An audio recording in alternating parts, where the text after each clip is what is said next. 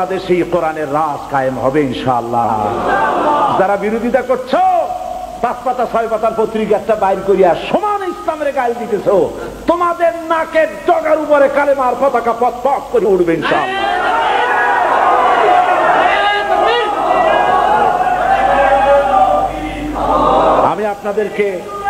আমি আপনাদেরকে বলবো, বাংলাদেশকে ভালোবাসুন, বাংলাদেশকে ভালোবাসুন, বাংলাদেশকে ভালোবাসুন, এবং এই দেশে যতদিন থাকবেন আল্লাহ আপনাদেরকে রাখুন, ইমানের সাথে রাখুন। বলি আমিন।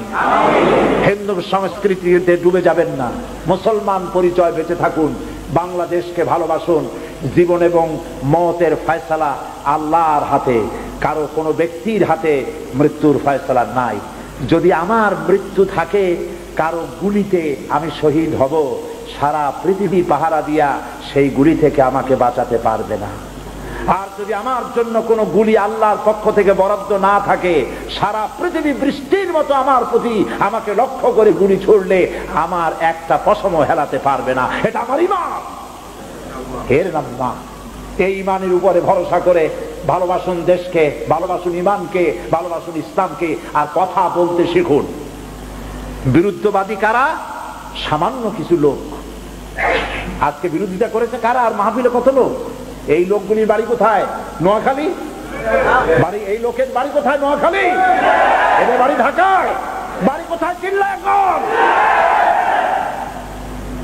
সুতরাং কিছু মদের ব্যবসায়ী আর আওয়ামী লীগের লোকেরা পত্রিকা দিয়ে আগুন জ্বালায়েছে, এই ব্রিটেনে এই আগুনে তারা নিজেরা জ্বলে পুড়ে মরবে।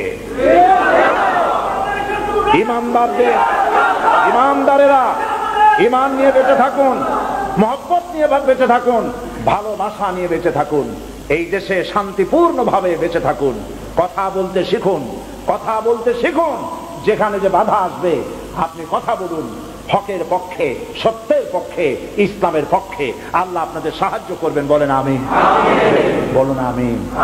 আমি আপনাদেরকে নিয়ে মোনাজাত করব। আমি আজকের মাহফিল এই সফরের আমার শেষ মাহফিল।